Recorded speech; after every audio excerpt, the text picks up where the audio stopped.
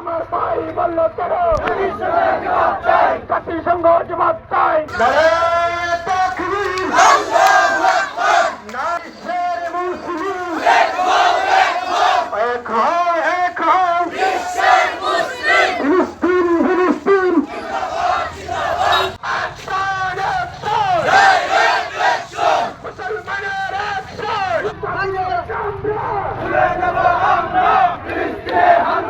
আমার ভাই বলল কেন জাতিসংঘ জবাব চাই। ফিলিস্তিনে হামলা কেন?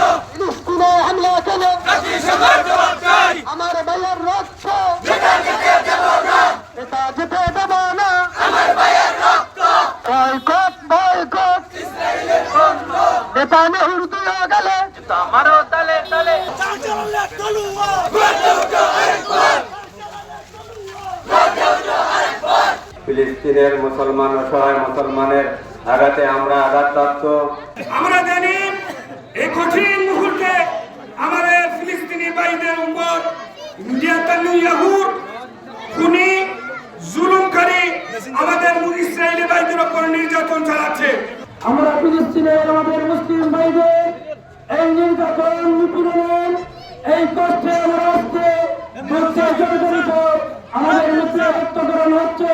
ফিলিস্তিনের মুসলমানদের উপর হামলা করা হয়েছে।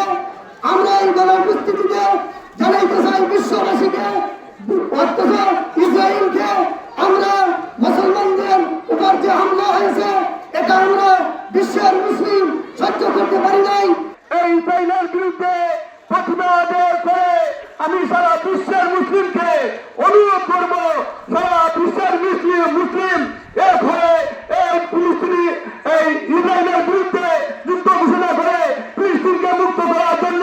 আমরা দেখতে পাচ্ছি আমাদের পার্শ্ববর্তী দেশ ফিলিস্তিন গত কয়েক মাস যাবৎ আমাদের পার্শ্ববর্তী দেশ ফিলিস্তিনের সেই মুসলমানদের ভাই বোনদের উপর ইসরায়েলের সেই সন্ত্রাসী কুলাঙ্গারের বাচ্চারা এমন ভাবে অত্যাচার নির্যাতন করে যাচ্ছে। এই অত্যাচার নির্যাতন শুধু ইসরায়েলের মুসলমানদের জন্য নয়, এটা গোটা বিশ্বের মুসলমানদের জন্য। কথা বলেন ঠিক কিনা?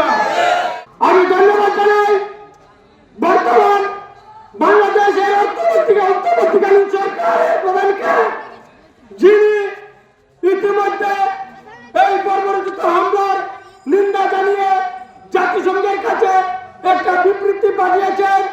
আপনারা জানেন আমাদের একটি মুসলিম কান্ট্রি, এই মুসলিম কান্ট্রি হুজুরা যেভাবে গরু অত্যাচার পুরা করতেছে, তার এই প্রতিবাদে সারা বিশ্বের মুসলমানরা মিছিল মিটিং করতেছে।